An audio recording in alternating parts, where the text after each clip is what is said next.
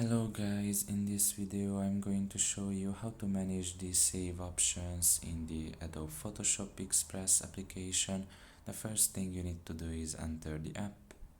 Once you are done with that and you are in the home page, you should look in the top of your left corner and there you will find three lines. Press on it and here you can just press on preferences. And you will find here the first section, which is save options, and here you can manage them. Basically you can see the JPEG quality, the image resize, the save PNG image S, and the watermark.